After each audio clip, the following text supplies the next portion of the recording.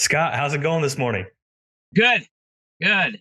Sitting at my farm this week with my dad's down here. He drew a tag for Iowa. He come in from Michigan, and I don't have service down at the house, so I come up on the hill. And actually, while I'm sitting here, I'm glassing my field, see if there's any bucks going back to bed. So Heck yeah. Yeah, you got some beautiful views there on your farm. So, does he draw every couple of years for a gun tag typically? yeah, yeah, but he hasn't. I've had the farm 7 years, and he's 81 years old. So back in the day, we used to run him to public before I had the farm, but he can't do that anymore. So he did come out here 5 years ago. This is the last time he was here, and the only time at the farm, and he got a 150-inch 10 point. But then I don't know, he just didn't want to. He said it cost too much. You know, them older folks, And It isn't. finally, I talked him into it. This last year, I said, start applying for points because it usually takes 2 years for shotgun or muzzle loader. Uh-huh. And I said, you're getting up there in age. You got to get back out here and hunting. We got the farm set up now a lot better than we did 5, 6 years ago. And so, Uh-huh. yeah, he come out, and Saturday night was our first hunt. We sat back on the north side of our property. You're probably familiar with it, that Mhm. very back north field up in there. I know you found a couple sheds back in that field. That one we sat in. The first, we had a lot of does, small bucks coming in. We got some brassicas back there and corn. Does are piling in and small bucks. And then we had about a 135 8-pointer come in. And I said, we could do better than that, Dad. There's some good ones out here. And then a little bit after that, I look up and I see a pretty good one. And he got all excited. And then I start glassing it. It's a 4-year-old we call flyer buck. And I passed him during bow season. He's the one, I don't know if you ever see, he was the one that came into my decoy. He came into Uh-huh. my decoy real close, and I passed him up. I think I shared it on the social media platforms, but I Uh-huh. said, sorry, Dad, but he's off limits for this. He goes, wow, that's the biggest one I've ever seen. Dang. Well, my hopes are still high for him. So Yeah, I think you'll get him an opportunity. But no, yeah, I mean, you guys have had your whole family's had a really good year. You shot two bucks. Cody shot a giant. yep, What yep. I got last weekend during first gun season, I took, he had a 9 point frame, had about a 2-inch kicker coming off it. It was a new buck that come in. He just been coming in the last 10 days. One of my late season bucks. I usually a few show up every year. And I'm one of the few that has food plots in the area because we went into a drought this year and a lot of people lost them or the deer ate them out. And I keep all mine fenced in. But yeah, he's probably, I would say, high 150s buck, maybe somewhere in there. I didn't score him. I just took him off to the taxidermy. But yeah, I was sitting on one of my fields and last weekend, and I think I had 9 small bucks in by 2:30 in the afternoon wow. coming into a Clover Brassica field, and I think he stepped out at 4 o'clock. I glassed him for a little bit, make sure it was the buck I wanted, and ended up made a good 75-yard shot with my 450 and got him. And then bow season, I don't, the word would be struggle.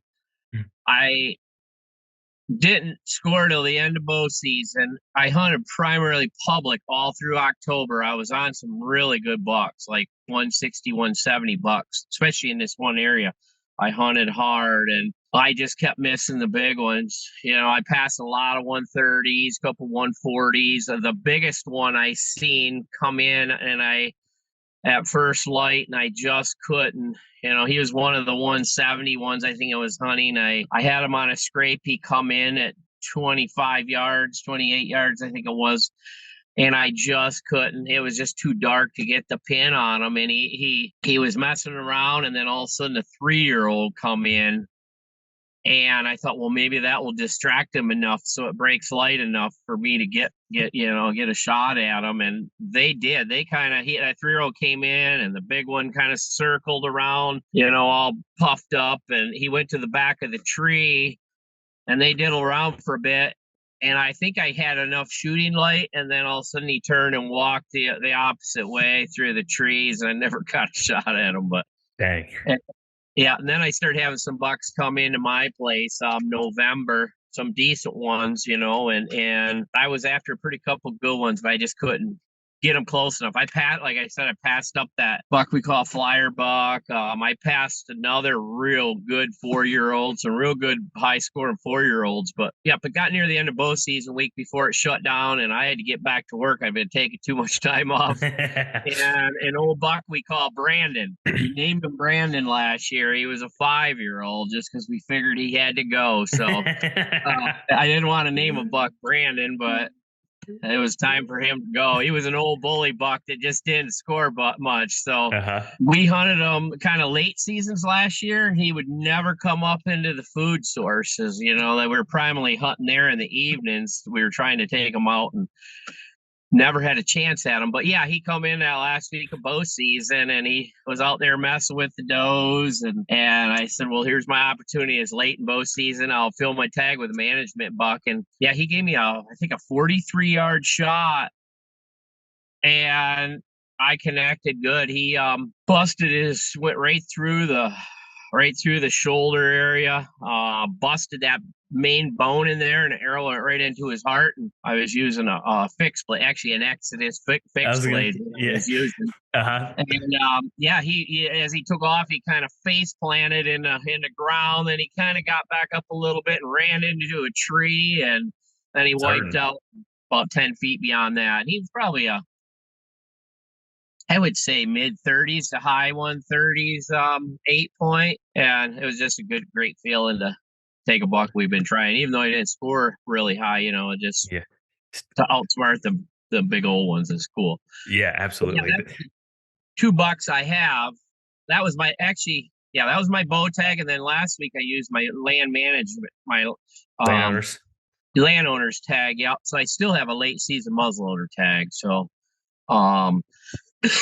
we'll see. I'm not gonna burn it on just anything here on a farm because I already got 2 bucks, 1 management, 1 good buck, and it's gonna either have to be a real good one, you know, or another. We still got a couple management ones left that we like to take out that are just older bucks, you know, that haven't really gained much. We'll just see how it plays out next week. And then my boy, it was, I think it was the day before Halloween, or was it Halloween? It was right around there. I remember now. Yeah, right in there. It must have been day before Halloween because we went home and we went out trick or treating with my grandson. Yeah, it was the night before Halloween, I think. Quite a story there. He ruptured a disc in his neck in late summer. A lot of pain. Just couldn't figure out the pain. They went to chiropractor. He quit working on him. Told him to go to a physical therapist, and the pain just kept getting worse as they worked on it. Ended up going back to the doctor, had x-rays, found out, and they knew something was wrong. So they sent him to had an MRI and found this ruptured disc in his neck. No idea how it happened. So they scheduled him for surgery. They put a titanium implant in place of this disc. They took the ruptured one out. And this was October 10th was the surgery. It was incredible. In and out the same day. Surgery was only an hour and a half long. They cut into his upper neck there. They took this ruptured disc out, put this titanium one in. He was in surgery hour and a half, in recovery for, I think, 4 hours. And we had him out of there. I think it was after lunchtime. That's crazy. 1 o'clock on his way home after this major surgery. I mean, I was scared as heck going into it, you know, the thoughts of all this. And I can't believe how, you know, I would say how technology, how they can do that in just such a little time. And so he came home, and then he got a crossbow permit actually before that, because even with a ruptured neck, he couldn't pull his bow back. So the doctor gave him a temporary, Iowa crossbows ain't legal unless you're handicapped. So he got a temporary crossbow permit, and that's how he was able to get back in the stand the week after he had surgery. Jeez. Yeah. And well, anyways, yeah, fast forward to day before Halloween there, and we were sitting out on the farm here, and he called me and said, Dad, I just put down Hightower. And he was a 6-year-old buck. He was just a basic 8-point last year, like a management type buck, you know. And this year he blew up. He got super height on him, real high. He got I think it was a 6-inch dagger on one side, think 3 or 3.5 inch dagger on the other side. That one brow I think was 8, 9 inches long with a big split on it, and he just had a 7 point frame. Last year he actually had an 8 point frame, but yeah, he ended up scoring about 150 for a 7 point, or 153 for a 7 point frame with just all this junk on it and big mass, and it was super cool. I was so happy for him. Actually, it's the first buck he's taken with a bow on the farm. Now, Wow. he took some gun bucks out here, but Uh-huh. yeah, I was just super geeked, especially with all the drama that led up into it. The neck surgery, and to see, I was scared to Yeah. death my son have to go through this operation, and Yeah. then he ends up taking this super cool 6-year-old buck, and he watched it scrape. Well, it was kind of dark. It came along the edge of our property line. It jumped into the crop field, the neighbors to the north, worked some scrapes as it was kind of dark. Worked so you could kind of see the body out there working the scrapes, diddled out there 15, 20 minutes. Kind of the same situation I had in the public where it was too dark. When Mhm. it first come through, he couldn't get a shot. Well, then it worked the scrapes out there 15, 20 minutes, came back and jumped the fence back on our place. And by then it was light enough. It worked the scrape there. He watched it work scrapes for 20, 25 minutes. That's awesome. And then it started walking away, and he put about, I think, 25-yard shot on it. And he didn't watch it fall, but he seen it start to stumble. It went down the hill, and it only went 50 yards, and it's Wow. pretty cool. But yeah, Yeah. that's our season so far, and he's actually got a tag now, second gun. He was hunting public the last 2 mornings. He passed a 3-year-old buck yesterday morning. He's kind of, because our farm isn't set up the best for mornings, so he's been going to public. But I made him go back to work today. He works for me, so. But I told him, if you get a lot done, maybe they'll give you Thursday, Friday, because this tag's good through Sunday. So, Uh-huh. yeah, The and then he joys of being hunted the out boss. here. Yeah. That's funny. And then he hunted out here the 2 nights. He seen a huge 8 point last night up front here, but it was too far away. He couldn't get in the field he wanted because of the wind, so he went and sat up in the timber, and he could see down in there and seen a big 8. But Mhm. so, yeah, our Yep. season. Yeah, good season. And now Yeah. it's December 12th and everyone's thinking late season. How the heck do you connect with the deer? I guess you've set up your farm, and then obviously you guys are still hunting public ground in late season too. But what are some of your, I guess, favorite food sources for private land, and then what are you trying to key in on public land as well? And they might be the same exact thing, but at least spark some ideas for folks to kind of key in on if they're struggling. Yeah, I guess it's similar, but way different in a way. Here on our farm, we planted food plots this year, so we're keying in on them, of course, and we're not doing many morning hunts just because of the access in here.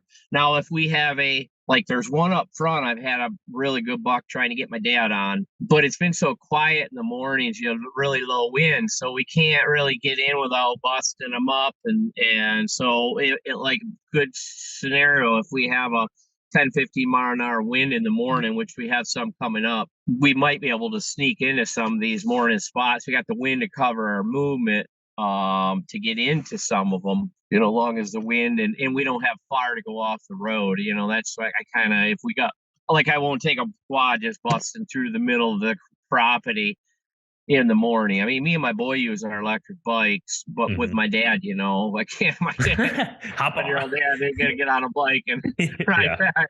But in the afternoon, we're keying in on the food plots we have. We get out there extra early, and just whatever the wind dictates, and we set up. And I do run some cell cams so I can kind of see what's going on with the deer movement and stuff. What are As far as public. Well, so for on your Yeah. private farm though, what did you plan for late season food? Like what do you find to work the best?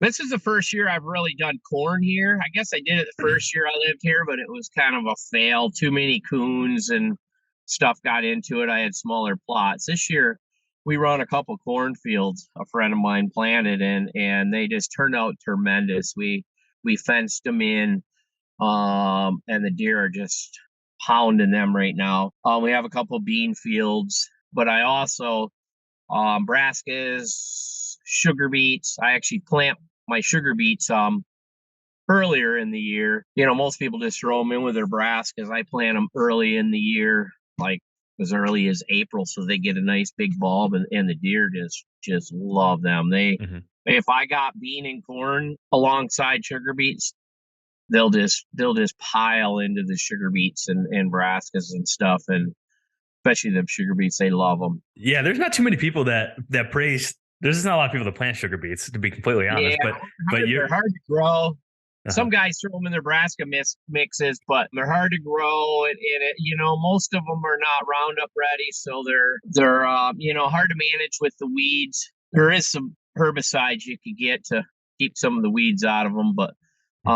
um, they take a lot of nitrogen. But yeah, just they're my favorite food all plot. year, all year. Yeah, yep, they'll eat the greens off them. Actually, I keep them fenced in too. I got pretty high deer concentration, so we put a solar fence and around our fields, and I keep them fenced in. Then I start taking them down, and yeah, they'll eat the greens just like brassicas. They'll start on them.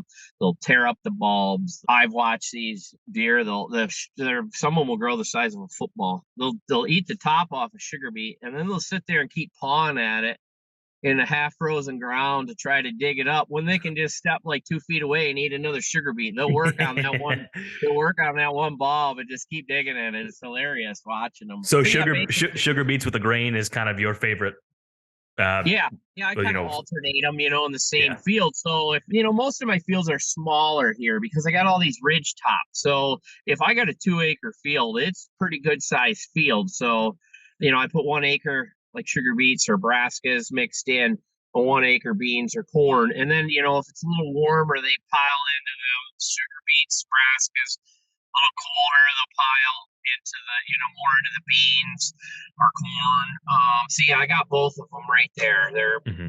put together. So they got a choice of whatever they want. And then I overseed a lot of my stuff with cereal greens. Triticale, I think it's called, is Hmm. becoming pretty big in Iowa. The DNRs plant them on some of their public lands. It's a cross between wheat and rye. They Hmm. even sell it in our co-ops out here now. Interesting. Yeah, Triticale, I think it's called. Yeah. My pronunciations aren't the best, but No, I think that's right. When I hunted in Nebraska a couple of years ago, the farm we hunted, they planted like a 40-acre field of that because they're in a pocket where there's elk, and yep, that was what they planted and had the most success yep. with. Yeah, I guess it's the most hardy of the cereal grains. The way my DNR friend that plants it, it grows in more wet conditions too. It really adapts to a lot of different conditions. Like I said, it's a cross between rye and wheat. I think I kind of Googled it, see what exactly it was, and that's what it said. It's actually a cross Hmm. between wheat and rye. So Interesting. this is the first year I actually planted it, so I'm curious kind of how it greens up in the spring. I've seen it on the public lands. It greens up really nice. First thing in the spring, it's real hardy. It lasts through the winter, of course, and it will be one of the first ones to green up in the spring. So it'll provide food, when everything else is dead on the farm here. Hmm. Um, and then as far as public land, food sources, of course, but some of it ain't on the public, but Onyx maps. I'll search them now. They got Uh-huh. crop layer where you can see where the The corn and rotation of beans beans and are. corn. Yeah, so like especially some of these bigger tracts of forested public land, I'll start scrolling through my Onyx and just see where the croplands are. If the further back you can get, of course, late season, good timber. You key in on, like a cut cornfield. I mean, they're going to be hammering that big time. Hmm.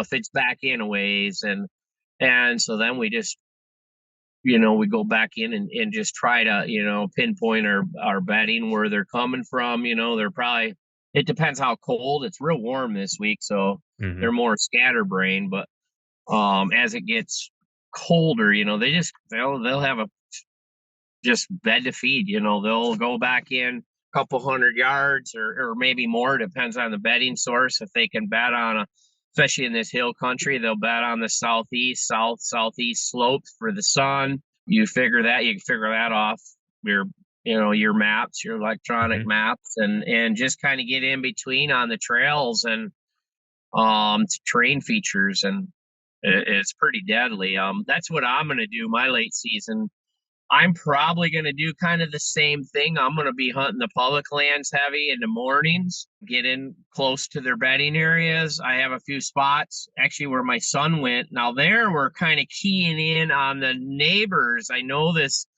guy over there, I could see some of his food plots from the road. Well, we get him back behind on the public land. And actually, last year, first time we scouted this one piece, we found some bunch of sheds up in this one southeast facing slope. Mm. And I got a cell camera back in there. We had bucks come in bed. We had a big, probably 4 or 5 year old 3 days ago at 10 o'clock in the morning working a scrape on this bedding area. And my boy went in there. He seen a couple smaller bucks yesterday morning, but they're using this private land's food plot. So it's only a couple 100 yards where this public land piece is, and that's kind of what we're keying in. I know he has them there, and then they're coming back into the public land to bed, and I'm probably going to be hitting that area hard too late season in the mornings. I can't hunt them in the evenings really. Yeah. The way it's done because they're up there bedding. In the mornings, I'll get in there and they're coming up into bed. So, and then it works good for I'll come back to the farm, if I got one here and hunt the evening. So that's kind of the system of a late season day for you, basically. Yeah. Yeah. Late season, to me, this is just my opinion, it can sometimes be really straightforward, like when you have that food source and you know where they're bedded and you're trying to intercept them. But what is something that maybe you think people are doing wrong when it comes to late season hunting, in your opinion? Yeah. Or overlooking or just not optimizing the opportunity as much as possible? I would say most of the people I see, friends that come out here and hunt, or they're just kind of going back in a timbered piece or whatever, just a piece of land, and they're just hunting your traditional. They're just going back in the woods and kind of, sitting on like some buck sign or, like rut spots, or without putting much thought into, without doing the research on the ag fields. I mean, I had some friends come out recently, pretty serious hunters in Michigan, but they didn't even have like Onyx maps. Another good friend of mine, he's a big hunter in Michigan, don't even have any kind of maps at all. I'm like, that's crazy. Yeah, I live off that these days. You learn so much off maps and just saving information, all your waypoints and pins. Yeah, I'm constantly marking scrapes and rubbing areas and bedding areas. And these guys get used to hunting their same 10, 20 acre piece in Michigan. I guess they really don't need a map, but they come out here and I'm like, I could share, help you share this area or that area. And they're like, I don't have maps. So then I hook them up and then they got to learn the whole thing. It's like, come on, you get with the program, right. Yeah. That's huge. Is the maps, and especially the non-residents. That's what I see. The hunters where they just have their little tiny pieces of private lands and they're not used to this big country and maps. Chopping stuff up and finding. Yeah, you could find so much information off your maps. And but that's what, a lot of people are just going in hunting like old rut sign or just sitting in the woods in you got to find them funnel. Yeah, that's heading, stuff that's heading to a food source. If you're doing your scouting on public land and you find like a big one, we have a lot is these honey locust areas pods. with the pods. Sometimes you get thickets of them, especially on a south slope, like a grassy area and a timber, grass, these honey locusts. And sometimes they'll grow in thickets where you'll see a lot of them. And if you could find them, especially on like a sunny area with some grass, and they'll just pour in and eat them pods. I mean, they love them. And honeysuckle. There's another view. Those will remain green for quite a long time, and there's some big thickets in different areas. Honeysuckle, that's a primary food too in the winter time. I mean, that's kind of an Iowa thing. I don't know. We have it here in Illinois as well, pretty thick in some areas. Yeah. They'll eat that, the green leaves off that, and I do you typically find those locust pods in areas where maybe it was old tillable fields a long time ago or old pasture that just kind of grows Yeah, up. yep, yeah. That's why you see them like a lot of old cattle pasture ground. Like the state out here will buy public land tracts. I say a lot of times I find them like in these grassy areas, especially south facing slopes. Where I don't know if they just seed better or whatever, but Yeah. old pasture ground where you don't see them as much in the big timber, at least from what I remember. I find them more in the old field growth, south facing, and you'll find these thickets that are, quite big areas of the honey locust. And if you can find them because they love bedding in the grass in the winter time. Of course, if you got sun hitting them slopes, I mean, they'll just stay right around them honey locust Hmm. trees if you can find a good area of them. That's the best is old overgrown fields and um where I find most of them. Yeah, they love them pods. They'll eat them pods year round. They'll First time I hunted Iowa back, I've been here 13 years. I hunted here as a non-resident. First time I ever hunted in Iowa, hired an outfitter just because I didn't know that I've never been here before. It must have Hmm. been close to 20 years ago. And I'm sitting there and deer were coming through to this one tree and they're picking up these long pod things and eating them. I'm like, what the heck are they eating? Every deer come through, stopped at this tree and ate them. And I asked the outfitter, and them were honey locusts. And I learned something then. And then after that, over the years, I watched them, especially late season. Hmm. They really key in on them. But and that was the only time I ever hunted with an outfitter in Iowa. After that, because they butted to a lot of public land, I said, this is dummy paying somebody when, Go I hunt for could do free. the same, go on his, just Backside. outside his outfitting area, and there's thousands of acres of public land. And that's what I started doing. And, Hmm. actually, I had more success doing that than I did on his property. So, Probably less pressure back then too. yeah. I'm sure Oh, less. yeah. Yeah. We Like, didn't have any pressure. yeah, you were just Uh, there by yourself out there. 15 years ago. Yeah. Yeah, I could get a tag every other year with a bow. Can you imagine that? Oh Like my 20, gosh. 15, 20 years ago, it was every other year. Times have First when I changed. first applied as a non-resident, Yeah, in here front. I'm sitting on year 5 right now. So Yeah, so yeah, that times have changed. yeah, So exactly. something that you do a lot. You put on a ton of miles. Would you agree, like January, February, and obviously March, but you do a lot of scouting kind of here forward for even future seasons. Would you say that's right? Oh yeah, definitely. I've always kind of let some cameras hang throughout the winter. But last year we got real serious about it.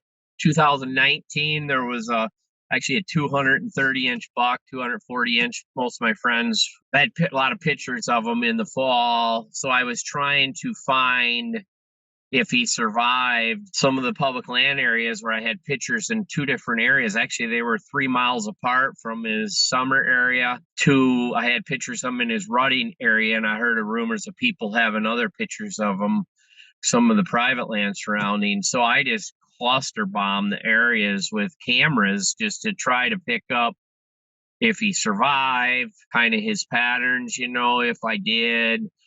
I mean, I put him heavy because that's a big buck. I mean, Hmm. that's as big as they come, Yeah. 230, 240.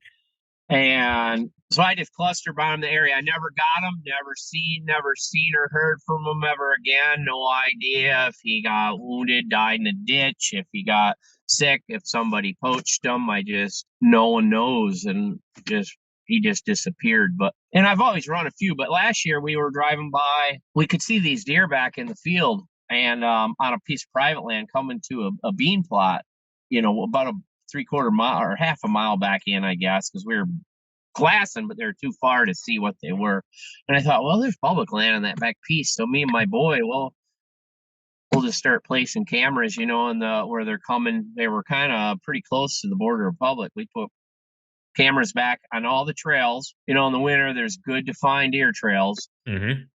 And we were placing cameras on them, and we did that just multiple places last year. We did it more last year than previous. We've always run a few, but that was a big thing we keyed on is food sources. I guess the year before we did it pretty heavy on public land. We found on aerial photos, Onyx maps, we found public sources or food sources at the DNR plant, and we scattered cameras around the area, mainly Hmm. on trails leading to them. We didn't put them right on the food sources on public because higher Probably gonna chance of get getting tampered with. stolen. Yeah. Yeah, because I want them to sit until March when I'm out shed hunting. So we really didn't put them right on the food sources, but we back off and hit all the major trails coming in, and that's the big thing. We and then we when we were back there in March or April, I try to get them out by April, start screening up. But Hmm. when we're scouting and shed hunting, we start pulling these cameras and just kind of see what survive.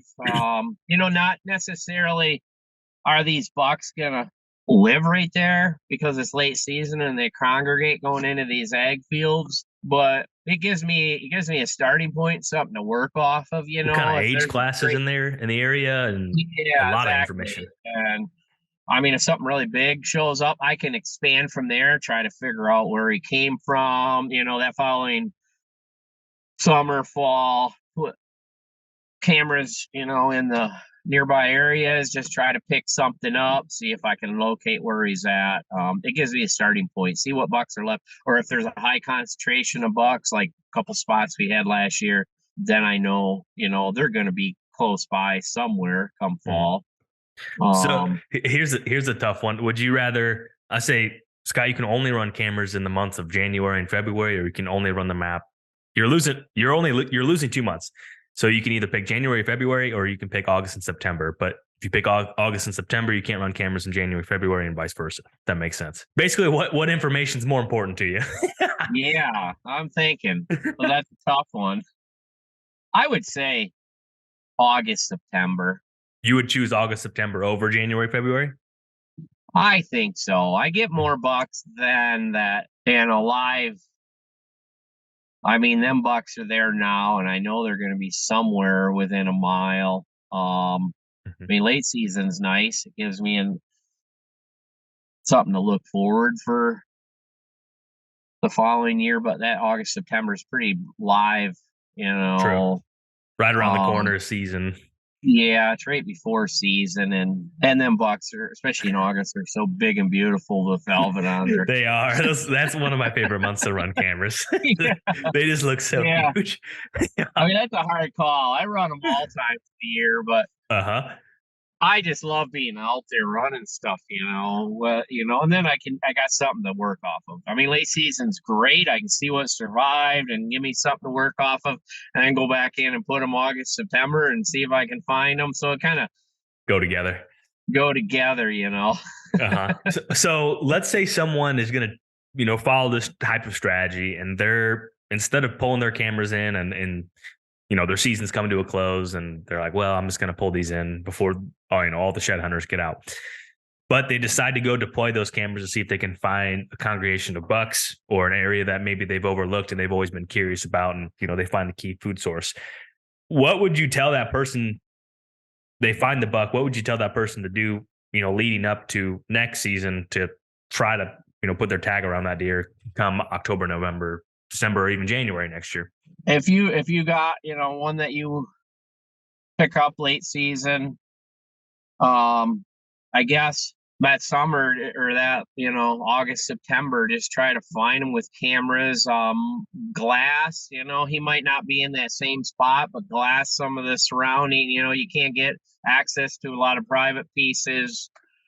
Glass some of the August, September, you're looking at, bean fields, alfalfa fields in the area. Just try to get an idea where he's at. Those are more of his summer. I guess September, they're starting to transition back into, some of your areas. Just, I mean, if you're after something really big, start knocking on all the neighbors' doors in the area. If you pick up a big one on public, just try Mhm. to get permission some of the surrounding areas. I mean, in our area, they might travel a mile or two for late winter food sources, but I mean, that's all different across the country. There's spots in Michigan, they'll travel miles for food, Sure. but it's all situational. But Here, I mean, if we get something, it's going to be within a couple mile or two normally. So that gives you a starting point where to work. I mean, he can get held up on a big piece of private and never see him, but that's part of the game, you know. It depends on how much that buck's worth to you, how hard you're going to put into it. You know, if he's a Yeah. 230-inch buck, you're going to work your butt off to knock on doors and just do everything, be out glassing at night, trying to locate them. Any spot you got permission, public, Hmm. just public start putting cameras out, picking them up. I guess. Start working backwards, basically. Yeah, Once exactly. once once you find them. Yeah, I mean Yeah. that's the, I would say you spend you're a one percenter in terms of just the amount of time you spend in the woods, I would say, than most people. And do you feel that gives you a real competitive edge of being more Oh, effective in the fall? Because I mean yeah. you're tromping around everywhere all the time, I feel like, and you thoroughly Yeah. enjoy it and love it. Yeah. I'm out practically. I don't know how many weekends in a year, 54 weekends or 50 some. We're out probably. We probably only miss 3, 4 weekends a year. I'm not out in the woods somewhere. You know, I Yeah. work. I have a small business, construction, and usually just 2, 3 guys. So I got to be there most time. I can get off the day here and there. So my weekends, I mean, I'm out in the field. I constantly, and the biggest thing a lot of hunters I think are kind of lacking the younger generation is your woodsmanship. You know, I grew up from a young boy as just always in the woods hunting and trapping.